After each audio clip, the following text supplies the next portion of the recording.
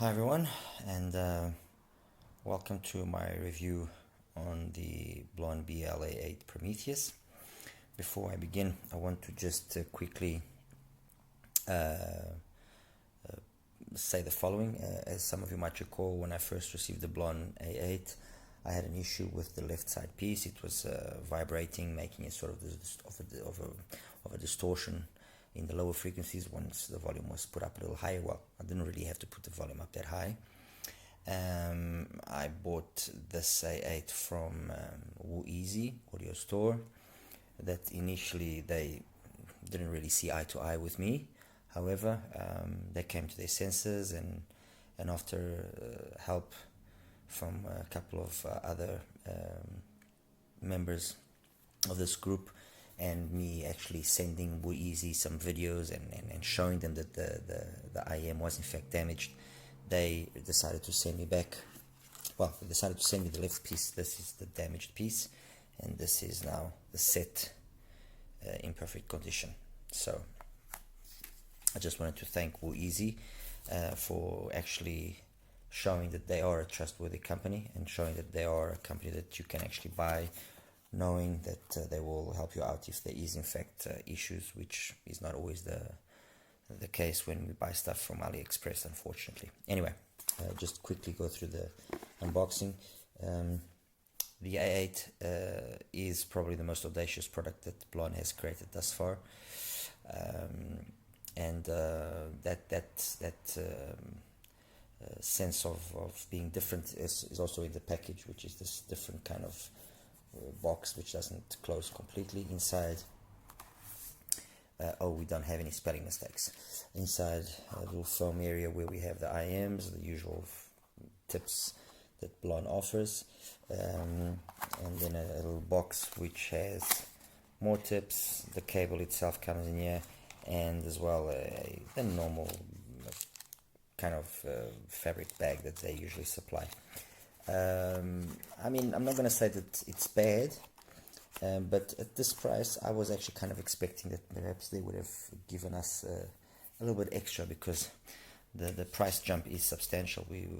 If we remember, the Blon BL03 was priced at around $25 to $30, depending on when you bought it, and you know, if there was any discounts going and so on and so forth. And this, we're talking now $85, $90, sometimes with a little bit of a discount, but it's basically 303s, so you kind of would have expected a little bit more, I guess. Anyway, these are the IEMs themselves, which, as I said, are truly spectacular in terms of their design. They're probably the most outrageously designed IEMs out there right now. Yes, you have some very high-end stuff that's very nice in terms of appearance, but basically the shape is always the same. I mean, there's nothing really too different, and with this, they've really gone to town. If you actually look closer, you can see that there's a small little enclosure there in the front. So there's let me just remove the tips. There's this brass copper section here, which houses the filter, which is the usual filter which we already see in the other Blon products. So it's not that perforated kind of plate. There you go. And that has a housing behind it, and then there's a connection. If you actually look, there's a connection there, that tube, which then connects it to the terminal itself. I mean, from what I understand, this is a 3D printed shell. The quality is very nice. I mean, really, in that aspect, they did their job properly, and I have to congratulate Blon. In terms of the cable, that got a lot of hype, as it was a fancy cable, or you know, and yes, it is a departure from the normal Blon stuff that we have gotten used to, but in no way is it a cable which, or, you know, I mean, the HD Heart Mirror brings a similar quality cable. The Moondrop area also brings a decent enough cable. Even the likes of Ohm's Pula HT100 and HT200, they bring a decent cable as well, and a decent case. So I guess that in terms of what Blon has offered us, they could have, you know, since they did go for such a big price increase, at least offer us a rigid case or something a little bit nicer. But hey, it is what it is. back onto the IEMs themselves. Like I said, exquisite fitment, or fit is perfect, at least in my ears. I have no complaints. In this particular case, I've actually used the BGVP tips. Subsequently bought a dark set as well, just for the sake of another set, I guess. And they are equally beautiful, as you can see. Equally beautiful. I mean, you pick your poison. Both are really, really. Let me just get this one out here. So it's really, you choose what you want. They are both exquisite. On this one, I've got some BGVP tips, more narrow bore, while on the other one it's a more of a wide bore kind of a tip. On to what matters and what we all want to know, which is, what does it sound like? What is it like? Well, I think Blon tried to put together the best qualities of their previous models. So the warm bass from the 03, with the mids of the 05S, and the higher frequency reproduction of the Mini. And in essence, all of those characteristics are here, but I don't feel that they were 100% perfectly obtained. I mean, let me just quickly show you a graph of the Prometheus. Okay, there we go. Okay, so yes, we do have a nice full bass, plenty of bass. I mean, nothing there to be that you can really complain about. Let me just put this around so we can actually see it better with the frequencies here. It does bleed a little bit into the mids. You then have an initial gain to 2.5k peak, and then it drops again, and then there's those two other peaks there at around 6 and 9k. And those peaks, for some reason, actually make the Prometheus, at least to my ears, just a little bit too in your face.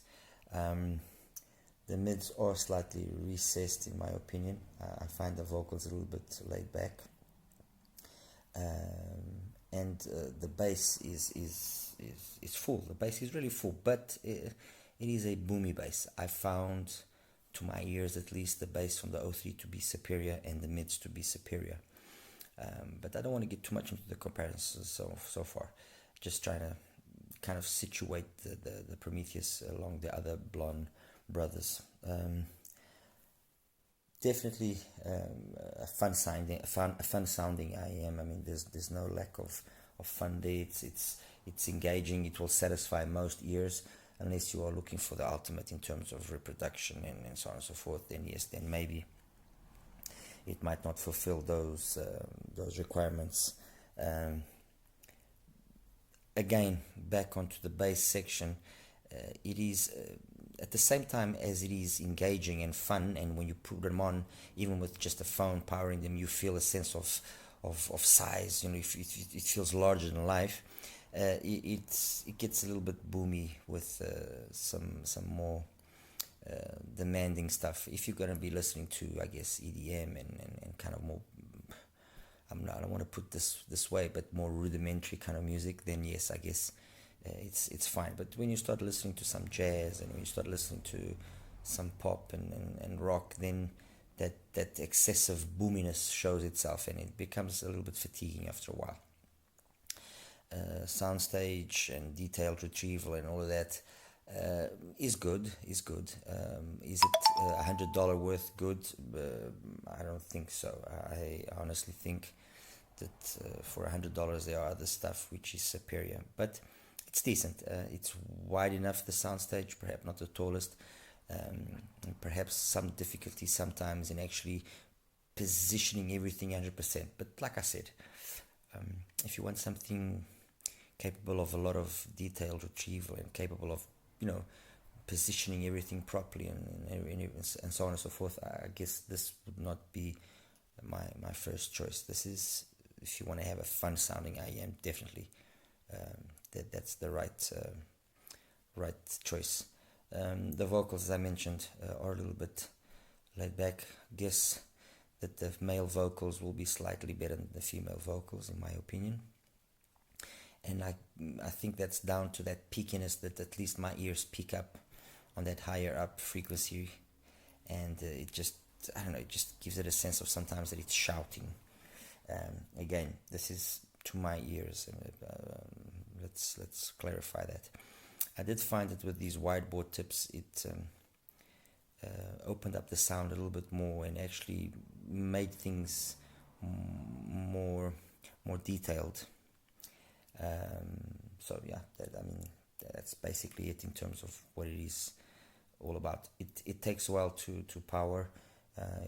Although it's sensitive enough. I mean, the specs rated at 115 dBs and at 32 ohms.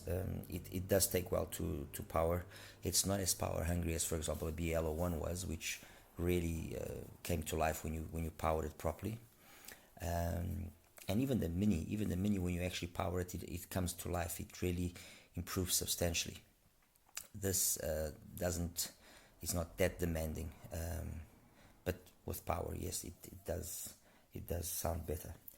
In terms of what did I compare it with, well, I didn't want to go down the route of comparing it with just the blondes and blah blah blonde, and I chose two IEMs which I very much enjoy.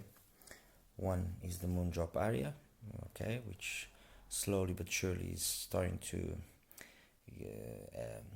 get its place in what it is capable of doing, and in the sub $100 market.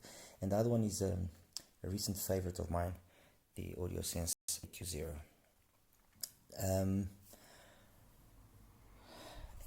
Let's go first with the Aria. What can I say? Exquisite mid-range. It's definitely the strong point. It's got that typical Moondrop signature, very neutral, as opposed to the more V kind of signature of the blondes. Actually got a graph here, I'll show you quickly. Yeah, there we go. I have two graphs here. I have this first graph, which was the Moondrop with the silicone tips, and then the Moondrop with the foam tips, which is what I usually listen to more often and the way I like it the most. So you can see it's a relatively flat response. It has that dip there at around 7K more or less, but it's not really something that you notice. And then has that peak at around 12, which some people complained about being harsh and you could feel it and so on and so forth. And in my opinion, no. The Aria basically took on what was started with the KXXS, taken on and improved upon by the Starfield, and then applied once more in the Aria. Basically the difference is the quality of the drivers, and for me, of the three, the Aria is definitely the best. It's the one that I feel has become the most coherent, the one that really, I mean, for the price, it's really something else. So the Aria is definitely a winner when if you want to listen to more serious kind of reproduction. Definitely the Arias are an option. And the other one, the AQ0, like I said, I've also got a graph of the AQ0. Just 1 second. There we go. No, sorry. Here we go. Again, more of a V-type signature. And by looking at it, you would think that, oh, well, okay, but it's got all those peaks and stuff and so on and so forth. But the reality is, those peaks don't really make themselves noticed. I mean, the 2 and 4.5K are not really, you don't really feel them. Neither do you feel the peak at around 10 or at around 8K. You don't really notice them. Well, the 8K is just before 8K. It's around 7.5. The AudioSense has in a very kind of warm way of reproducing music. I would say it's almost Blon A8 kind of, but with better quality. It's very warmish the way it reproduces music. It's very large. It gives you a sense of size, which is very entertaining. And the highs, they're in the right quantity. They don't make themselves, too prominent. The graph doesn't really reflect what you actually hear. I mean, graphs are an indication of what an IEM can maybe sound, or what, but at the end of the day, it's what your ears hear that count. And I mean, for me, if I was to compare, or if I was to kind of rate these three sub $100 IEMs, because they're all priced very similarly, personally, I would pick the Aria first, with a very close second, the AQ0, and then in third place, the Blons. The Blons are perhaps the most interesting, or the talk of the town, if you want, because I mean, people will look at them and say, oh my god, what is this? But that doesn't mean that the Arias have a bad quality construction. No way. The quality of them it's very good, and it's very laid back, very classy. And the same thing goes for the AQ0s. Very classy shell, very nice faceplate. The whole IEM oozes quality. I mean, it really does ooze quality. So yeah, that's basically it. Blon Prometheus, fun sounding IEM, engaging, easy to drive, good bass, slightly not as good mid-range. The highs can be a little bit fatiguing sometimes, but it's an interesting IEM. Not my first choice in the sub $100, definitely. At this price range, I think the Arias and AQ0s are superior items, and not only in terms of what they reproduce and sound, but everything about them is superior. They are really, really good IEMs. Anyway, I hope you enjoyed this little take, and take care. Bye bye.